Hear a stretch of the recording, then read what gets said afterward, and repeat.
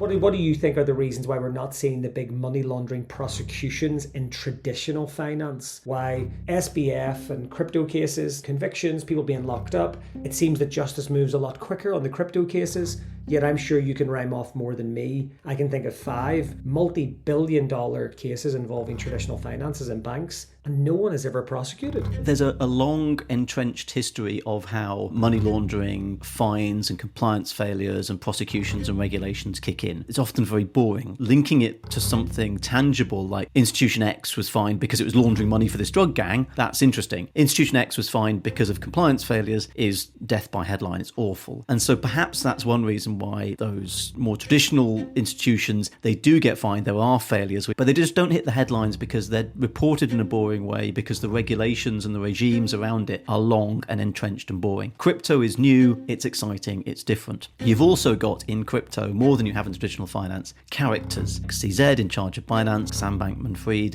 in charge of FTX. Public-facing, noisy characters, unlike the invisible grey, sort of pinstriped, stereotypical banker. Exactly.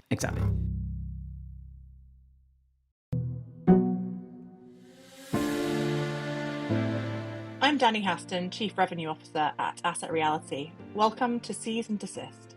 In this episode, recorded on 20th of June, Aidan is joined by Geoff White, acclaimed author of The Lazarus Heist, which looks at the impact of North Korean cyber warfare on the global stage, and his latest book, Rinsed, which reveals how the global underworld washes its dirty money in the internet age. Geoff is also a speaker, podcast creator, and investigative journalist known for his work on the intersection of organised crime and technology. He has been featured by a host of media outlets, including BBC News, Channel 4, Sky News, and the Sunday Times, amongst many others. In this episode, Aidan and Geoff explore the systems criminals exploit to hide their activities. They discuss the pivotal role of investigative journalism in uncovering financial crimes, as well as on-chain and off-chain criminal activity, and the evolving landscape of technology-enabled money laundering. Stay with us as we dive into this week's episode. Thank you for listening.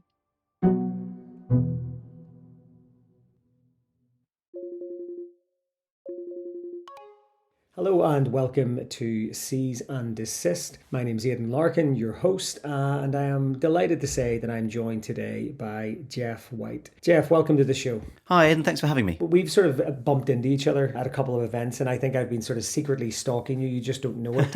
For every sort of large crypto event I've turned up at over the last sort of 3-4 months, I've noticed that you were on the agenda, from the Chainalysis Links event right through to more recently Money 2020 in Amsterdam. We always talk about the stories behind the cases. I mean, our audience is people who are dealing with the enforcement activity around seized assets and seized digital assets. And on the front end, then you're in an envious position of getting to tell the stories and tell the world about what is actually happening. Would you like to introduce yourself, Geoff, and tell us a bit about the latest book? Sure, yeah. So I'm an author and investigative journalist, and the area that I concentrate on is organised crime and technology. So ever organised crime and tech come together, that tends to be where I hang out. So obviously done a lot around computer hacking, but also, cartel drug dealing and prostitution rings online, fraud and money laundering. So all these things are increasingly technologically enabled, and they're all organised crime enterprises. So that's kind of the territory that I inhabit. And it is a fascinating piece, because one of our main themes and the aims of this podcast was around,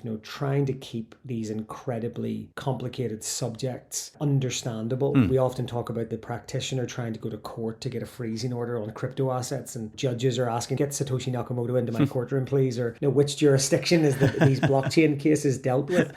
How do you find that? I mean, you've had a very sort of long and storied career as an investigative journalist, and most people will know you from acting as the co-creator and co-presenter of the wonderful Lazarus Heist podcast. How do you approach these incredibly complicated topics, but then break it down in a way, because I would say you even have a harder job than law enforcement practitioners, because you're trying to reach the general public, you're trying to reach the widest possible audience. What does your approach look like when you're trying to describe the blockchain, digital assets, crypto assets? It's really interesting. That's a really interesting question. What I've tried to do in my new book, Rinsed, which is about where technology and money laundering meet, the sort of links between technology and money laundering and that sort of symbiotic relationship. Again, approaching that, money laundering is a complicated subject, technology can be a complicated subject. So my job is to stand between the folks that you've interviewed previously and that you work with and alongside, who frankly do the job. They're at the front end, and without them, there would be no story. My job is to sort of stand between that community of people and the public, and to try and explain to the public how it goes. And interesting, you mentioned the Links conference, which was held by Chainalysis, the crypto tracing firm, I think it's fair to say,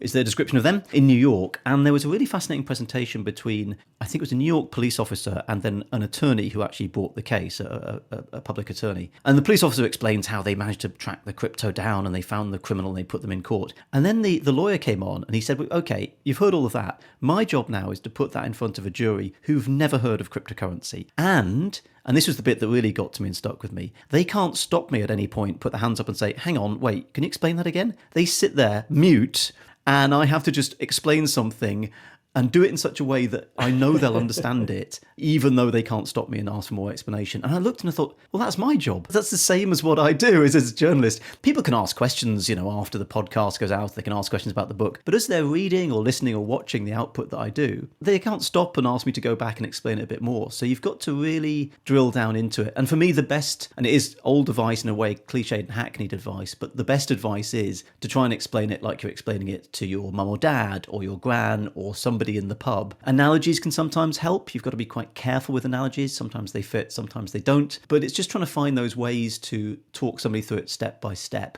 And examples can help as well.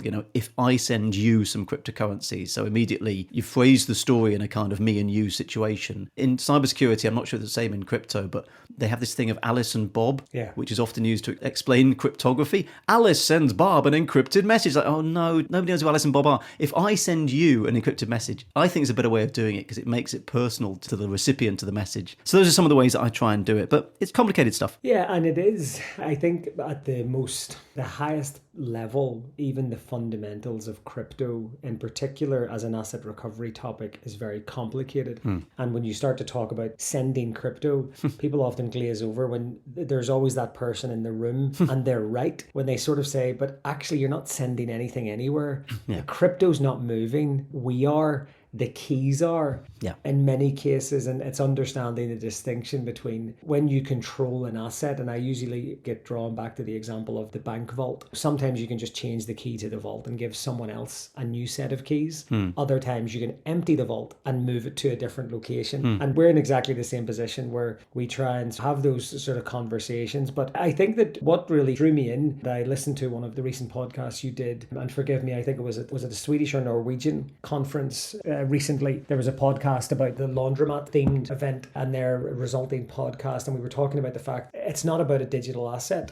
It's fraud, it's financial crime. It's just that the venue has changed, the arena has changed. Now it's financial crime in a digital age. What got you inspired in focusing on this niche of tech and organised crime and the interaction of money laundering? What was your journey to be able to write these sorts of books and explore these topics? Yeah, it's a good question. I was working at Channel 4 News, which is a big news programme in the UK. It's one of the more august news programmes. It's a 50-minute in-depth programme. And what was good is you could do investigative journalism, you could delve into things. Started covering tech there, and then the problem with covering tech was we do all these stories about like iPads and iPods and video games. And the problem there is you're at the end of the program, which is a vulnerable place to be because you're the sort of end of program funny. And obviously that means if something comes in at the top, you get pushed off the end. That's how TV news works. Yeah. If you've got a limited run program, limited time program. We kept getting pushed off the end. And I started going to these tech conferences and cybercrime conferences and thinking, well, hang on, there's all this stuff going on. People are losing real money. Companies are being hacked. Nations are clearly waging cyber war on each other in the background. This matters. And also this is hard news and it will get us up the news agenda. So gradually, as I did investigations, we moved up the news agenda until the point where you're the lead story. And when you're the lead story on a program, it's very hard to drop you because, the press release has been written, the headlines have been cut. You are the lead story. So you're unassailable from that point of view. But from there, I started moving into sort of organised cybercrime, obviously nation state, but also criminal gangs moving online. And what was interesting about that was I didn't think I was covering money laundering, but in hindsight, a lot of the investigations, this is obviously based on cybercrimes, which often generate money, particularly the non-state, the organised criminal gang hacking type stuff, and they needed to vanish the money and escape the money. So suddenly I found myself reversing into this money laundering picture. And that was what, in the end, made me think, right, I'm going to actually try and write a book about this, explain what money laundering is, how it works, and perhaps most importantly, how tech is starting to rocket fuel this industry, as I've described it in the book. And that's a great summary. And I've just checked my notes notes. It was the Laundry podcast. Oh, yes. That I listened to recently. And yeah, it's something that I think that yourselves and a lot of the investigative journalists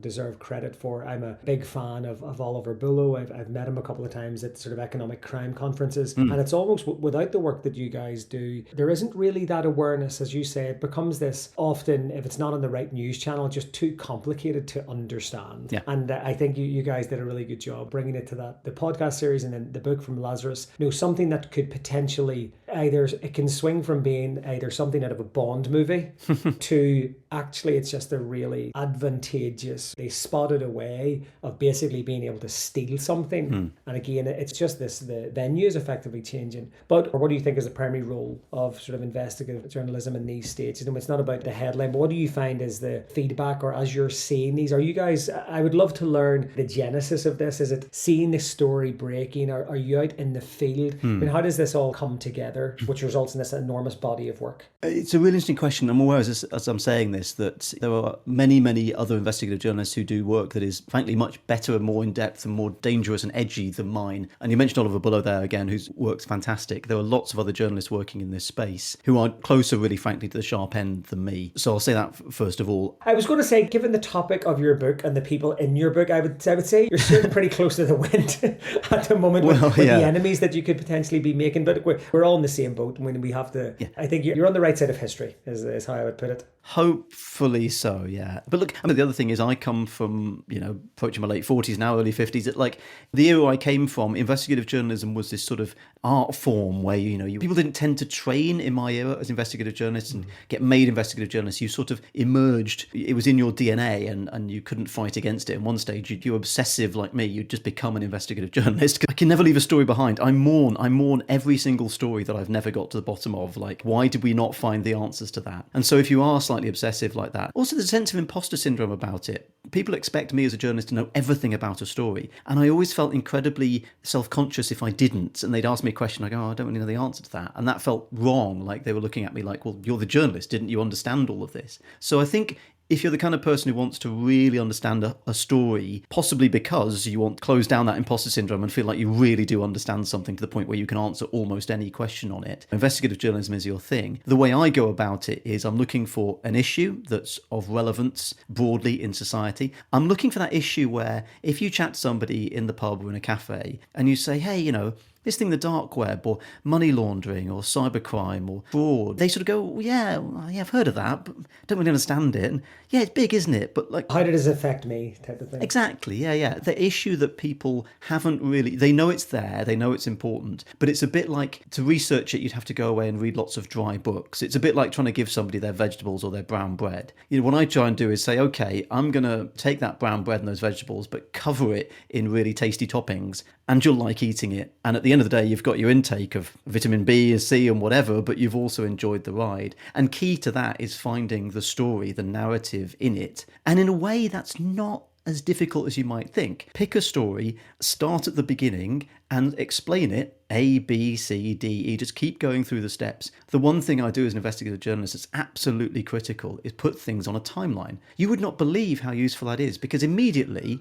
you can see, oh, this bit is missing. How did they get from that bit to that bit? Hang on, there's a bit here where, the story goes off. What happens there? As soon as you can put things on a timeline, A, you can spot the gaps and where you're going to investigate. But B, humans, we're chronological beings. We exist in time. The very basics of things, it's time. And so if you're telling a story chronologically, naturally the listener, the viewer, the reader is going to want to follow it along because they want to know what happens next. We all want to know what happens next. And that's a chronology. So those are the things that I look for in terms of an investigation. Is there an issue, and are there stories that are exciting and interesting that I think will work as a what happened next? Well, I think obviously you're being very humble, because when you just have a read down through some of the topics you've covered, I think this book was always a long time coming, because everything from crime.com through to the Lazarus Heist, and now you're approaching this sort of the topic that is very dear to my heart, is the fact that asset recovery globally, how we take things from criminals, underperforms. The common statistic that is quoted and has been for nearly a decade is that it's circa 1% of illicit proceeds are finally covered and forfeited. And clearly there's a lot to be done, and there is that massive misunderstanding that virtually every talk I give,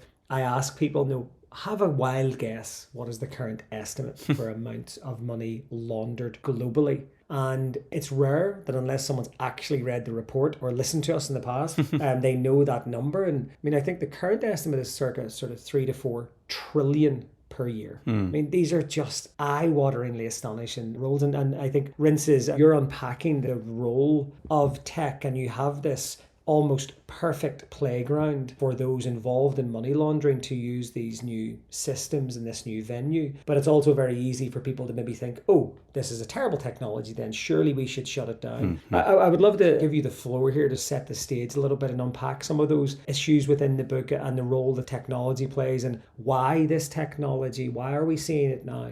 And maybe what should we be thinking about as listeners? Yeah, it's interesting. And I'm aware in the book, obviously focusing on technology and money laundering, cryptocurrency forms a large part of that. And I'm aware cryptocurrency as a share of the global financial system is very small. And I think it's fair to say the amount of criminal money in cryptocurrency is the minority and not the majority of money. Now, some people I think disagree with that. And I've spoken to people who just say, oh, it's all criminal, isn't it?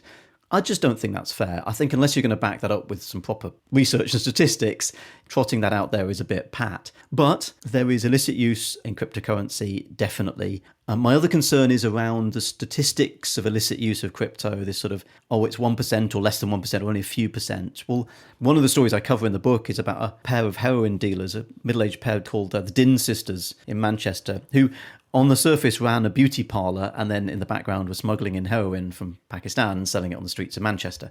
Now, they sold heroin for cash. That cash gets converted into crypto.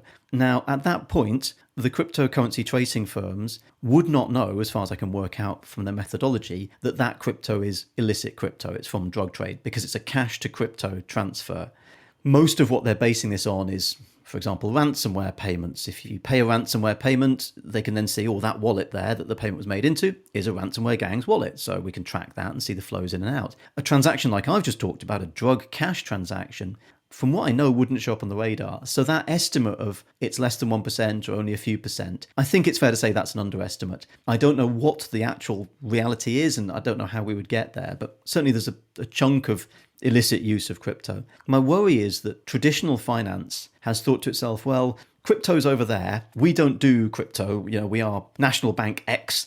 We're not even close to custodying crypto. We're not going to touch that. So we don't have to worry about it. Well, that argument is going to get more and more difficult to run. Your customers will increasingly have crypto. They will use crypto. They'll expect to be able to convert their crypto into fiat currency via your bank, via their bank account. If they're involved in fraud, either willingly or unwillingly, or wittingly or unwittingly, the proceeds of that fraud can end up hitting your bank. It started off in crypto, but it gets to your bank. So this idea that crypto is that weird territory that's over the fence and you can just close your eyes to it, I just don't think that argument plays anymore. The other thing that's interesting in terms of how traditional finance and technology have moved this money laundering scene forward is we've obviously had innovations like faster payments and online account creation. The COVID pandemic fed into this. We had massive movement towards online banking. People who'd never adopted it before suddenly adopt it. And you've got this febrile pace of technological innovation. You've got issues around identifying who people are when they set up accounts online. You've got issues of money mules being recruited online and making their accounts available. So even if you put aside that new finance crypto type territory, and even if you do think you can just hive it off and it's over the fence somewhere, in traditional finance, these technological innovations, this speed and frictionless experience they want to give customers is creating money laundering issues itself. And then you get the crossover between the two, where the crime starts in crypto land, but then the money's put into the bank, washed through very quickly thanks to faster payments, moved to a different jurisdiction. So across the scene, in all types of finance, old and new, technology is sort of rocket fueling, thanks to the speed, the frictionless nature of it, is rocket fueling those money laundering tactics.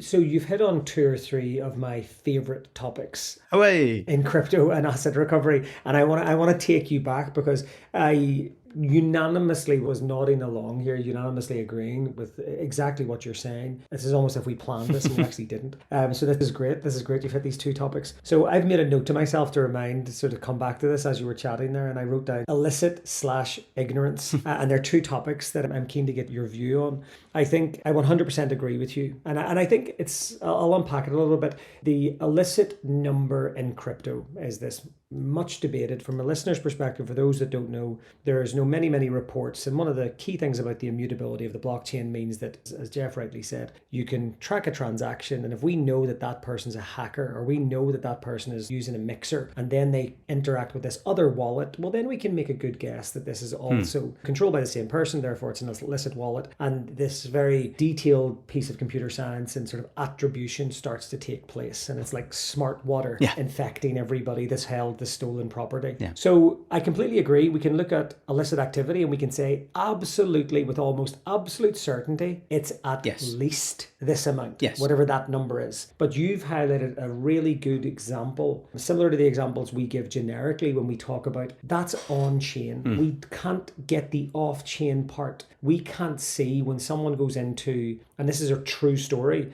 when someone goes into a trampoline park that doesn't have CCTV but has a Bitcoin ATM, and a surveillance team watch people day after day after day, money mules turning up with bags and just feeding this thing banknotes, and it spits out a brand new, fresh as you like address that controls millions of dollars of crypto assets. And then you go to an exchange, it passes all the KYC, and you're in the system. So I completely agree with you, but I'm interested to know, if you do know the background, I mean, what was that methodology of how those sisters in that particular case, what was their cash to crypto on-ramp or methodology? Yeah, it was. I know a certain amount about it, and this case came out of Greater Manchester Police, and also we've already mentioned Chainalysis. This was a Chainalysis case that they investigated. Other crypto tracing firms available, by the way. So they were dealing cash, and what they had was a whole network of couriers who were, in some cases, minor drug dealers themselves, in some cases, drug addicts, in some cases, just people who needed some ready cash and didn't want to ask any awkward questions, who were ferrying the cash around in cars, and obviously the police kept intercepting them. So eventually the gang got in touch with a guy who called himself Chemdog, who we think lived in the southeast, and he basically said, look, you give me the cash, I will convert it into cryptocurrency, I will take a cut, I will then give you control over the wallet, and I will transfer it to wherever you want it to be transferred to. Now, if you look at that in terms of logistics, getting that cash to Chemdog and swapping it over, compared to, for example, taking it to an international money transfer service, which are obviously going to be, in principle, governed by know your customer and anti-money laundering regulations. So you've got to find a money broker who's going to turn a blind eye to be giving tens of thousands of quid's worth of drugs cash. And then that cash gets sent or remitted to, we think, Pakistan, where they were buying the drugs. You've got to then release that cash in Pakistan. Now, obviously, you're going to be releasing it to people who are going to be going to use it to buy drugs that then get shipped into the UK. Are those people trustworthy? You know, do you trust your brokers in Pakistan? Versus the other option, which is giving it to Chemdog. We think it's a he, takes it, converts it into crypto, and then it's liquid, it's fluid. You can transfer it wherever you like. You can transfer it direct to your drug contacts in Pakistan. So that was the methodology. But the real kicker with this was Chainalysis did some interesting research, because, of course, as soon as they seized the phones that these couriers were using, they had messages between Chemdog and the courier, who's a guy called Arjam Badesha, which showed the cryptocurrency wallets into which the money was going to be transferred. So Chainalysis can now go, okay, let's look at those wallets and see what happened. And sure enough, they see money going in from the drug gang, they see money going out from the drug gang, and they see that the broker's taking a percentage of 4%, because you can track how much money goes in versus how much money goes out. 4% is an absolute steal. If you translate that into profits for the drug gang, if they're washing, which we think they were probably in the millions, through these cryptocurrency brokers, that equates to profits in the thousands of pounds. There's no way as a drug dealer you're going to turn your back on that. It's like, wow, we use our money broker guy, he's going to charge us 30, 40, 50, whatever percent. We use this guy, it's 4%. That means we've got X thousand more profit on every deal. It's a no-brainer. Absolutely. So that was the methodology with that. It was super fascinating. And I think that... Just to round that off as well, just quickly on the seizure, you'll like this, Aidan, on the seizure one, the Din sisters were not exactly brilliant money launderers. So they started spending on, fast cars, Beamers, Mercs, Rolexes, loads of designer clothes, like loads of designer labels. Now the cops obviously could see all of that, track it, and when they arrested them, all that gets shipped across to Ireland and auctioned off, and they make some money back from that. As far as Manchester Police told me, the crypto was never seized, never recovered. Now, what that means is if you're the Din sisters and you do, I think they've got about 10 years, they'll serve about 5, so they get out in 5 years, potentially they can just pick those wallets up, get the keys, unlock it, and their drug money is potentially still there, usable because it wasn't trackable, because it wasn't seizable. That's, as far as pretty much sure that's where the Manchester Police case ended up. So again, using crypto, cheaper, safer. Why wouldn't you as a crook? And this is, well, so I have a potential as the why this could end differently. And also, as an interesting aside, my own journey through asset recovery, the company that you're talking about where they ship those stuff off to Ireland was the former company that I was the asset recovery director for. So that was my department. So we had the contract with GMP, ex-GMP folks actually work on our team now. So we do know a lot of those cases, but obviously I was out in when that case actually broke. And as you were speaking, I was actually Googling that case and I didn't realize it was connected to, for me, the most fascinating criminal enterprise case of all time, which is sort of EncroChat and how this sort of encrypted messaging devices got intercepted. So I think that in itself is worth its own Netflix documentary where you've got the combination of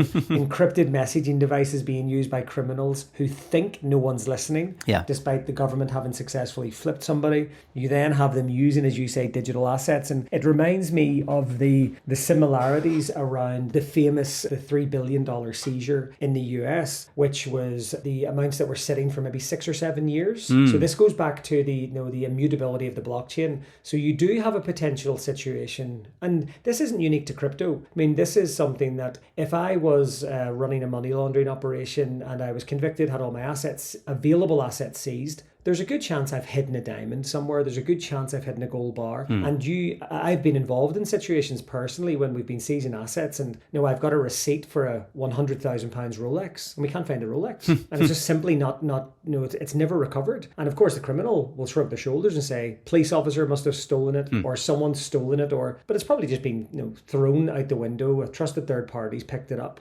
And as you say, it's just being held until they get back. But the unique difference with crypto, and we saw this in the big $3 billion seizure in the US, is that when the suspects stole the already hacked funds, they sat on it because they knew the police was watching. And the minute those funds moved, they got the IP and the OSINT attribution, they were able to go and actually arrest them. So there's an element of potentially that either the assets are genuinely beyond reach and they've lost the private keys, or that actually the police know exactly where the assets are. They don't have the private keys and they're just waiting to pounce. But that's one of the unique attributes around digital assets, that everything is being done on an open ledger. But as you say, the example I give, and it's similar to your own examples, is that this is an industry that's being taken advantage of. The technology is not bad. It's being used and abused. And I often give the example that we don't ban air travel, even though couriers bring cash and bring drugs onto planes. But what we do is we ensure that every country has robust border controls, financial intelligence, sniffer dogs, detection methodologies. And if you had an international airport that had no customs officers and had no x-ray machines and no sniffer dogs, guess where everyone would use, and guess the airport everyone would go to launder.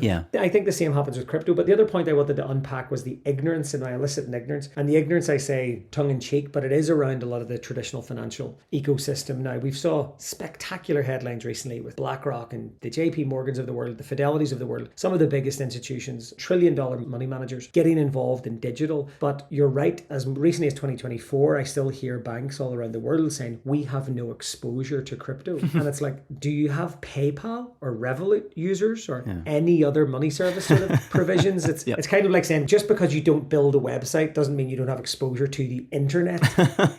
What do you think are the reasons why we're not seeing the big money laundering prosecutions in traditional finance? What's your view on that? Why SBF and crypto cases, convictions, people being locked up, it seems that justice moves a lot quicker on the crypto cases, yet I'm sure you can rhyme off more than me. I can think of 5 multi-billion-dollar cases involving traditional finances and banks, and no one is ever prosecuted. It is interesting, and there's an interesting question, and that question has occurred to me sort of tangentially, but I've never been asked it, so I'm now making up the answer as I go along, which is always great territory to be in as journalists. There's a few things I'd say. Number one is traditional financial institutions. There's a long entrenched history of how money laundering, fines and compliance failures and prosecutions and regulations kick in. And it's often very boring. Entity X gets fined X amount for compliance failures. And I almost fall asleep looking at the headline. So linking it to something tangible like Institution X was fined because it was laundering money for this drug gang, that's interesting. Institution X was fined because of compliance failures is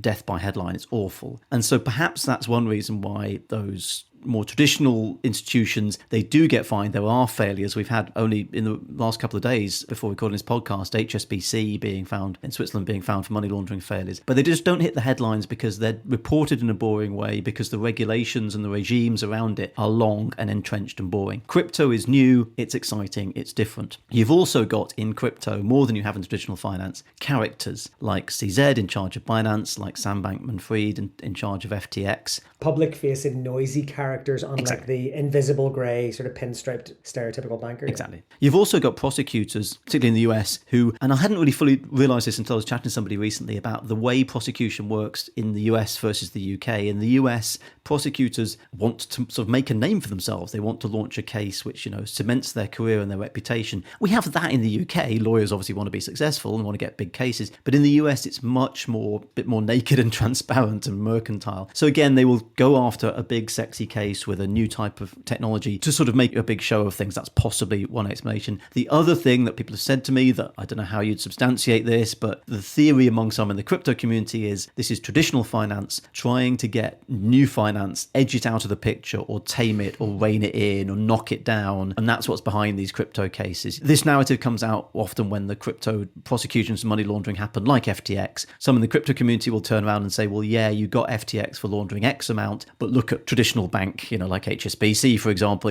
was doing loads more. That's partly a function of the fact they're handling proportionally much more of the financial system, but why aren't you reporting them? Why are you reporting all about FTX? It's obviously because traditional finance is trying to kill off this new crypto baby, as it were. I don't know. I'm just putting out there reasons why it might be more prevalent that we have money laundering convictions around new finance and crypto. And I don't disagree with you. I think that my own sort of view on it is around that. One, it is the appetite to report on it. Even just saying the words HSBC, I can already think of the other offences. And it's like, I do get the argument that, well, if you're that much bigger, there is going to be more problems. But then I would, for the avoidance of doubt, I'm not a crypto bro in any shape of the imagination. I'm pretty agnostic. I think that the technology can be used wonderfully, but I do look at it as a former investigator who's been involved in child exploitation material investigations and murder investigations and drug trafficking and human trafficking. Like I've seen how any technology can be used in a terrible, terrible way. I don't want to ban the internet, but I certainly want to restrict and enforce and regulate and educate and do all of the guide rail sort of thing. So I'm all for safe crypto adoption. I am the guy who does agree, and I have very strong opinions on things like mixers, and that I don't see a legitimate use case for them,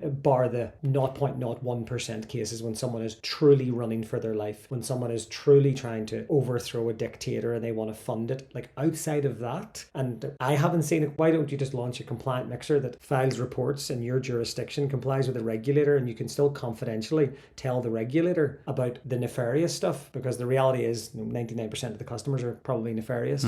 That's why they don't do it. But I think that the banking has had a century of compliance controls practice and had all of them investment and all of the education. So I don't let them off lightly that it's a transactional piece. But I do think that what's interesting is that we're seeing this blueprint in asset recovery. And I think there is a willingness in the industry to almost self-regulate, identify. Remember, the biggest abuses of the technology are also the biggest saviors. The very technology that enables faster movements of payments with pseudo-anonymity also is the kryptonite to that, because then you do have these blockchain analytic tools that can trace everything. And it's a fascinating comparison when you see that crypto asset recovery and seizures and detections and prosecutions, and maybe this is the virtuous circle why the prosecutors are jumping on that bandwagon, because the results are astonishing. I mean, crypto seizures are outstripping regular seizures like 10-1. We're seeing £1 billion and $1 billion seizures in crypto that has never been achieved before in regular assets. And I'm starting to think that that's maybe part of that virtuous cycle, that you've got immutable ledgers. So like Silk Road, once you find the person, you can pin the tail on the donkey very easily. You've got rock solid evidence in most cases because it's pretty immutable. It's your IP. You're caught holding the laptop that you've got a PIN number to access. And I'm wondering if that is creating that sort of virtuous cycle where they're hunting these cases down. There's permanent footprints. There's irrefutable evidence in many cases. We saw the Bitcoin fog decision go the way of the industry as well. And now then you've got recoveries being made, assets being seized, associated headlines, because no one wants to read about a money laundering case. And as you say, top of the hour on the news story, a complicated merchant banking, impossible to get your head around, but colourful guy that's been on stage with former presidents who wears shorts, who steals lots of money. It's going to lead a news story. But what do you think is the future of this? When you've done an excellent job in your book talking about the likes of the big hacks, the Lazarus Heist, the Axie Infinity, and $600 million yes. thefts and things. Yes. Like, well, what is this going to look like in future? If you were guessing now and future gazing with the increase in AI to utter those immortal letters, how does AI and that intersection of the capability of a money laundering operation, what do you think we're going to be talking about in the next couple of years? Yeah, it's very interesting. And picking up on that case you mentioned, the Axie Infinity case, this was a hack on a video game back in 2022, during which, as you rightly say, $625 million was stolen, allegedly by the North Korean government. It's an astonishing case. It's one that I cover in the book in quite a lot of detail. I was looking for like a blockbuster chapter to end the book with, and the Axie Infinity case is it. It delivers in spades. It doesn't get much bigger than that. Yes. In fact, I've been circumspect in the book about this, but on podcasts and in talks, I'm a bit more ballsy, and it is, I think, the biggest theft of all time in terms of one hit on one victim valued at the time of the theft. I've struggled to find anything that's a bigger single one-off hit. Certainly in terms of speed, it took them 1 minute 55 seconds to steal that money. Yeah. That is the fastest theft on record by a long margin. You compare that to Hatton Garden drilling for 3 days over a bank holiday for a relatively small amount of money, yeah. Exactly, yeah, that they then buried in graveyards and then tipped off Sky News to where they buried it. Anyway, old school crime. But what's interesting about the Axie case is it does point towards the future. The dilemma for the alleged North Korean hackers was, where do you go with $500 million of hot crypto? Like, where's got the volume and liquidity to absorb that amount of money and is going to do that, no questions asked. This led them to a mixer called Tornado Cash, which, as I'm sure many of your listeners know, mixes incoming crypto with its pools of existing crypto and then ejects it to a fresh wallet address, which can be used for money laundering. There are some, it has to be said, legitimate privacy-preserving reasons. People have told me about mixers. From the sounds of it, you look askance at those, less convinced of those. But people who've used Tornado Cash have defended it to me in ways that I found, fairly reasonable. But what's interesting is speaking to the people who, I wasn't able to interview the people who created or allegedly created Tornado Cash, partly because most of them are now on trial or in prison. But one of the guys who helped fund it was fascinating. And it's worth bearing this in mind. His view of crypto in general and the blockchain in general goes way beyond currency and money and value. It goes to the heart of how we make decisions as human beings. His vision, and he's not alone in this, is that as human beings we are failing. And if you look at our world, you look at the Middle East, you look at Ukraine, you look at cost of living crisis, inflation, you look at the Mexican border, we are failing. And we're failing because we can't coordinate our decisions properly. We are hidebound by political differences, religious differences. Their view, or at least the view of some in the crypto community, is that the crypto technology can be used to solve those things. We will be able to make decisions using this technology at scale, no matter what our colour, creed, religion, race, politics, or whatever. And the mixer that they set up, the technology that drove that, the sort of democratically distributed technology that mixer used, will do that. It will allow us in the future to make decisions. And so if you interfere with this stuff and you try and shut stuff down like Tornado Cash, because you're like, oh, it's being used for money laundering, you are literally jeopardising the future of humanity. That is how seriously they take this. Now, you can look at that and think, well, that's bollocks, you're just bigging yourself up there. But this belief is so passionately held, it's hard for me to overstate how passionately held it is. And again, you may think, well, who cares what this guy thinks? These people write the future. Yeah. They write code that controls the future. They wrote the code of Tornado Cash and it worked very successfully and is still working today. So you may think these people are niche people we shouldn't listen to because they don't mind money laundering. In favour of privacy and freedom of speech, they're happy to tolerate some money laundering. Regardless of what you think of them, they will write your future. They will write the code and write the technology that in future will change our world. So we need to listen to what they're saying and at the very least engage with it, even if you agree with it or not. So that's where I sort of see things going, is traditional entities like FinCEN, the US Treasury and so on, trying to fight this financial war, and the people who are on the technology side of it coding around that attack, using code to evade that attack. Not because they're nasty people, but because That's what coders do. See a problem, see an obstacle, code round it. That's the approach. And it's worth bearing that in mind, I think. It's a really good point. And like I say, I don't disagree. I think that the position that they're presenting is accurate. We have global money laundering that is out of control. We have a lack of prosecution and accountability for some of the worst crimes of humanity. For all the other reasons you listed off, we then have the 1% of assets recovered from criminals. I mean, it is not a good world order currently. And I completely agree. I think that it's the intersection around, in the same way, I mean, no right-minded person would say we shouldn't have an internet, but it's about how do we, have industries collaborate together in a responsible way. And we have seen regulators get it horribly wrong and just try and blunt instrument things they don't understand. And as you rightly say, it just drives people to the edges. And these things will continue to exist. It's, do you want them to exist in mainstream where there can be responsible attitudes towards privacy, but do it in a way that, and I think it's fundamentally because the trust is lost. And I think that's why people want to build these systems. And I do think the likes of the speed of development with things like AI as well, the results are too big. The world's most valuable company as of this morning, is now a company that is sort of building its career and NVIDIA on AI and the chips that will enable things like ChatGPT. So it's an absolute overwhelming inevitability that when you have that amount of power, it is going to become a very, very different conversation. Who would have thought 10 years ago 2 US presidents would both be saying, I like crypto more than you? Both of them vie for people's sort of interest. And it is a passionate issue. It's going to be something like take 2 Americans and ask them about their views on gun control. And that could be a very, very partisan or bipartisan conversation. Geoff, I think we could do this for days on end. And I think that this has been a phenomenal conversation. And I would strongly recommend anyone to go and grab a copy, listen to Geoff's dulcet tones by doing like I've done and download it on Audible. Thank you. From Amazon. Rinsed, from cartels to crypto, how the tech industry washes money for the world's deadliest crooks. We'll include a link as well in the show notes. And obviously how sort of Geoff first crossed my radar was the astonishing Lazarus Heist podcast and the resulting book. So Geoff, thank you very much for taking the time to join us. I believe one more trip and then you have a bit of time off as you continue the world tour. Is that right? That's right. Yeah. Book tour, such as it was, is sort of coming to an end, and I'm looking forward to a nice quiet summer. Maybe working on a next book. Who knows? There you go. Well, I was going to say I think you should be targeting asset recovery and the lack of prosecutions and money laundering in traditional finance. I think we should start to look at the old guard, because I think they're looking across at these new kids in crypto and saying, focus on them, leave us alone. That's just this podcast host's personal thoughts. But Geoff, thank you very much for your time, sir. It's been an absolute pleasure speaking to you. Thanks, Aidan. Appreciate it.